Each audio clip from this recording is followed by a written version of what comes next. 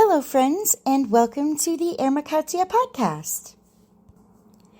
In this episode, I'll be discussing what seems to be a hot topic in the spiritual community these days, and that is shadow work. Now, shadow work is kind of a buzzword that's popped up over the last decade and a half, maybe a couple of decades. But I've definitely been seeing it more in the past 10 years. And apparently this is a topic that's been coming up a lot recently because I guess therapists or people in the therapy community, people that are in that profession, psychology and psychiatry, are saying that shadow work shouldn't be done by anyone except licensed professionals. And the reason that I wanted to talk about it is because it is a major component of Hermekateia. So I've been wanting for the past few weeks to talk about this subject. I actually recorded a previous podcast where I did talk about it, but I'm redoing that because I decided I wanted to tackle this subject a little bit differently.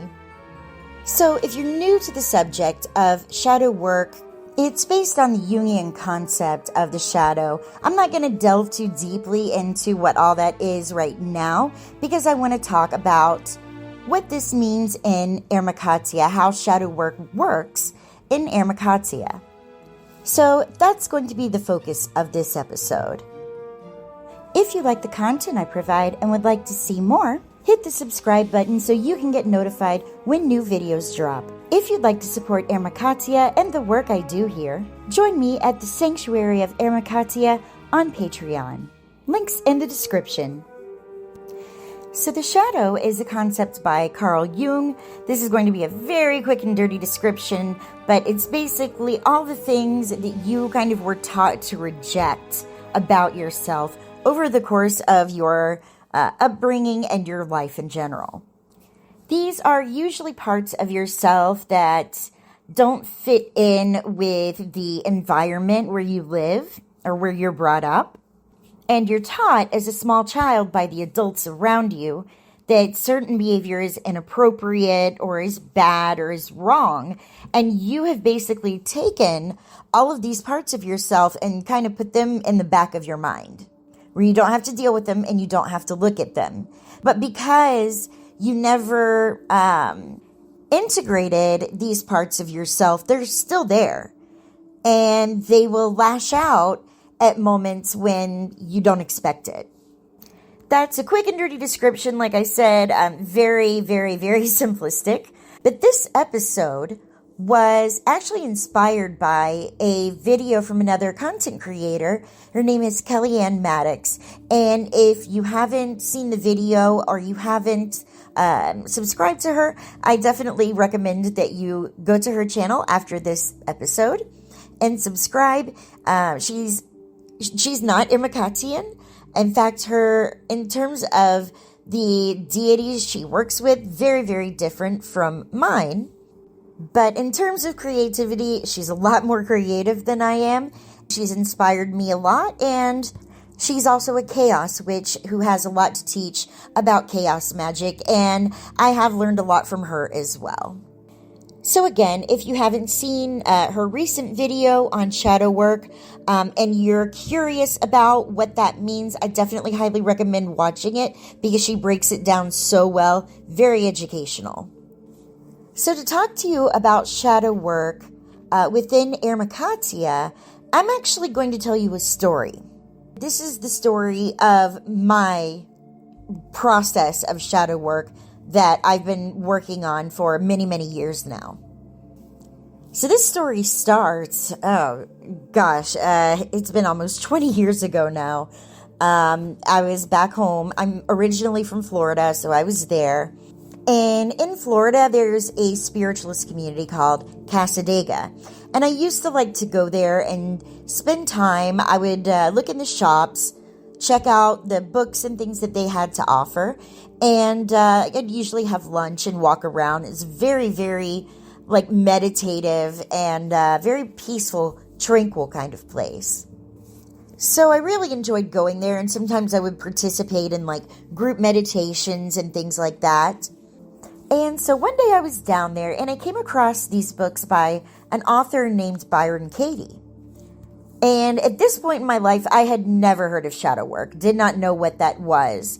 But I knew I had certain things about my personality. And if you have listened to my podcast or seen the video on my astrology, then you'll know that I have a lot going on in my 12th house, which is kind of your shadow area. It will tell you about your shadow. So I didn't know a whole lot about astrology back then, but I knew I had that going on. I knew I had some things that needed transmuting. And what I read from these books really changed my perspective. Now, again, this is nearly 20 years ago. I don't know really anything about this author. I haven't looked her up in ages. But, again, really changed my perspective because it really taught me a whole lot more than I had learned at that point in my life about introspection and questioning my thoughts and feelings. For example, one of the books that I actually have by her is called I Need Your Love. Is that true? Or is this true? Not sure how it's worded. Again, it's been a long time since I've looked at these books. But they absolutely started me on this road of introspection, of asking myself questions about my thoughts and my feelings. And so eventually, using this method, I began to question things that people were saying to me about myself. So if someone would say something to me and it would be hurtful, I would feel it, I would ask myself, is this true? Could this be true? And in what ways am I like this?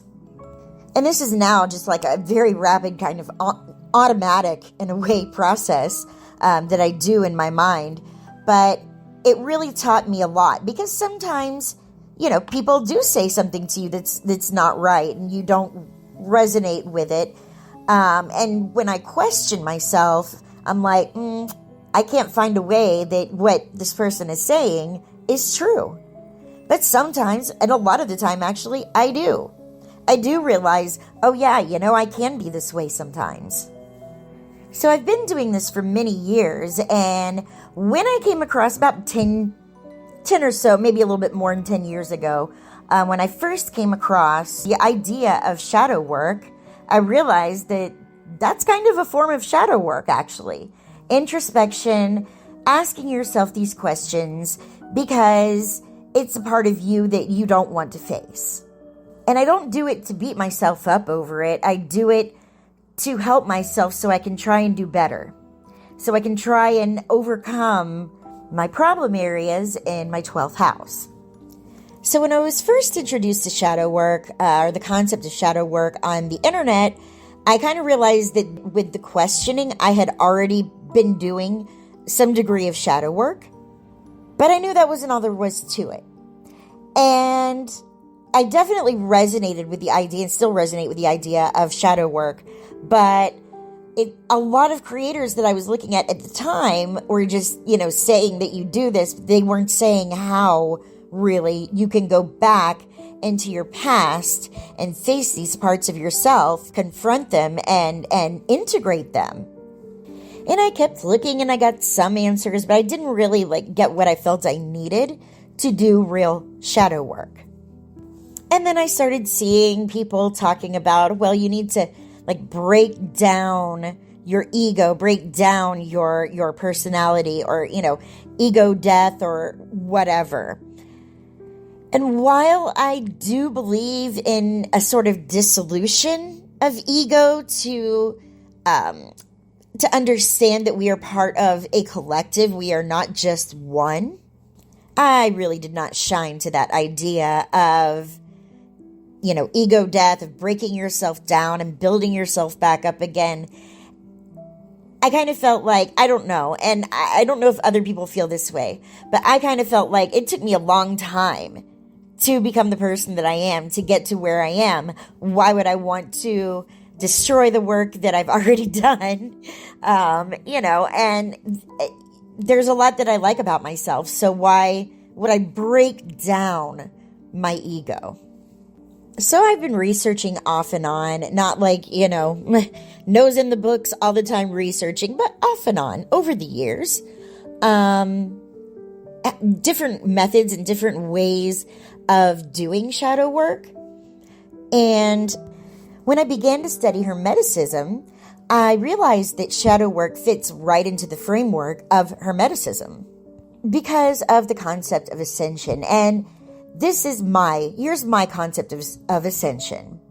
I believe that you have to transmute those areas of yourself, of your personality that can't go any higher, can't ascend. And that if you want to ascend, you must first descend. That is an absolutely necessary and integral part. It's spoken about a lot in Greek and Egyptian mythology. And in fact, again, you have the church, and I'm not sure which church this is, but I have heard many times that there is this church in Greece that has this Greek saying that is ancient. It goes back to before Christianity. And it says, make sure to die before you die so you don't die when you die. And that to me is all about ascension. Well, how do you die before you die? You die symbolically. And this is something that will happen probably a lot of times over the course of your life. It depends on you. It depends, yes, on your astrology. For me personally, that's happened a lot. I have, started over from nothing and begun anew many times. Like the imagery of the tower in tarot, that's, kind of my life in a sense, not completely, but just always tearing down structure and rebuilding anew. But I can give you some examples of times in your life when essentially your life ended and then started anew.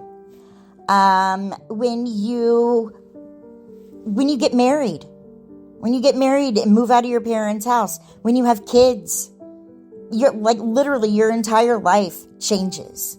Your life that you had before is gone. All you have is your new life, and that's your new life with your family or whatever new massive project you're starting in your life that's going to completely transform the way that you live. And one major experience in my life where I have experienced this was moving to another country to be with my husband. We were married after I moved here. And let me tell you how weird it's been in terms of trying to reconcile my life here with my life back home. Basically, everything back home collapsed after I left. And there wasn't, every time I went back, I just got this feeling like you don't belong here. This is not your place anymore. And every time I went back home, the vibes got weirder, and the people that I knew got weirder, and the whole situation, at the time back when I moved here, trying to stay in touch back home, it became really difficult for us, and to this day, I don't really know why or what exactly happened, except that my life that I had lived up to the point when I moved here ended. And I began a new life here. So the me that lived where I was from and knew all the people that I knew was dead and gone. And I got smacked in the face with that reality every single time I went back. And so for me, that was just the universe telling me that it wasn't my place and that I wasn't going to go back there. Because when I moved here and got married, I thought, we'd live a few years up here and then we'd go down to Florida and we'd live a few years down there and we might, kind of go back and forth. But that was never a possibility for us. That just wasn't something that was in the cards. And Of course, over time, it became more and more difficult. But while that was a big death, and rebirth moment for me, it's definitely not the only one that I've had. So I have almost drowned at least 3 times that I can think of, maybe 4 actually. Kind of 4.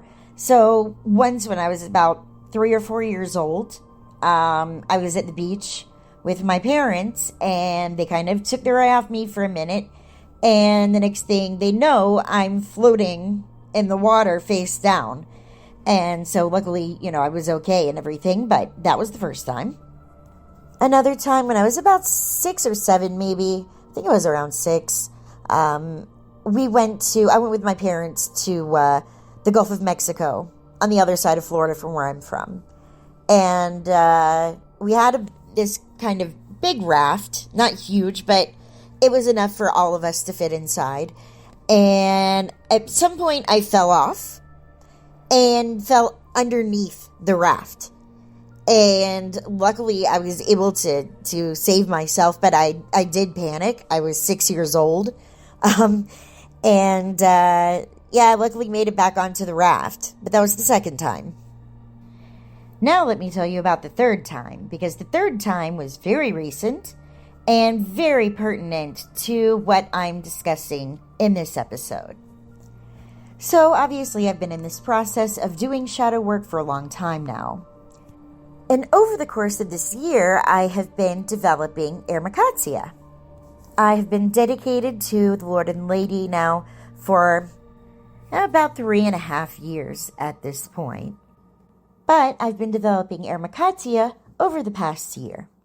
And in my studies, I learned about Katabasis. And this story actually goes back to the Sumerians and the Babylonians. So the ancient Sumerians had a goddess Inanna, and the Babylonians called her Ishtar.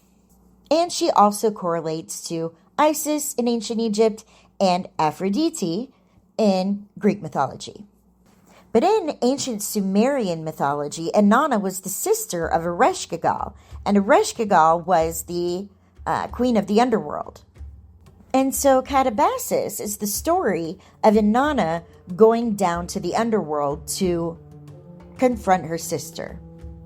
And to me, this made a lot of sense because in this ritual, Inanna had to sacrifice different things that she had on and things about her before she could enter Ereshkigal's kind of inner chamber, I guess. And so I designed a ritual around this, and I intended to do my underworld journey on I think it was 21st this year of September, which was the autumnal equinox when Persephone descends back to the underworld. So I wanted to descend with Persephone. Well, about a month and a half or so before that, my husband and I went on vacation. And one of the things we did, which I still don't know how he talked me into this, but we went whitewater rafting. And, well, I had some experiences there that the guide ended up saying that I had been reborn in the water, which I thought was very symbolic. Then I went flying out again of the raft. And this time, I got sucked down into a whirlpool. And if you know anything about that, you're just getting sucked down and down and down. And I could feel myself going down and down and down in the water. But I knew, luckily, this had already happened once to my husband. And so he told me what to do and that it was going to suck me down. But eventually, it was going to pop me back up. So this happened. I kept going down and down, and I knew that at some point I was going to go up, but I didn't get shot back up. I guess maybe I was kind of on the outer edge of a whirlpool, but maybe not directly inside the whirlpool. So it didn't shoot me up like it was supposed to. I just kind of felt myself gradually going up and up and up. And so I was like, okay, no need to panic. I'm going up. But then I hit the raft and I was stuck underneath the raft. So I swam a little bit, went up, still under the raft. swam a little bit, went up, still under the raft. Eventually, I made my way outside of where the raft was into where I could get fresh air. But at that point, I was completely out of air. I just could not catch my breath to get back into the raft. And I ended up having to be rescued, and it was this whole thing. Anyway, to me, that was absolutely a symbolic death and rebirth, and it let me know that I was on the right track. And so, on September 21st, I conducted the Katabasis ritual that I created, in which I will share on my Patreon. That's going to be for both tiers, because I think it is very important to Hermekatians. So I performed that ritual with Persephone. It was an absolutely beautiful ceremony. And of course, it was a bit sad because it's a symbolic death, and I was confronting parts of myself that I had left behind or rejected. But it was just a beautiful ritual. I really enjoyed it. But the process for me this year is incomplete.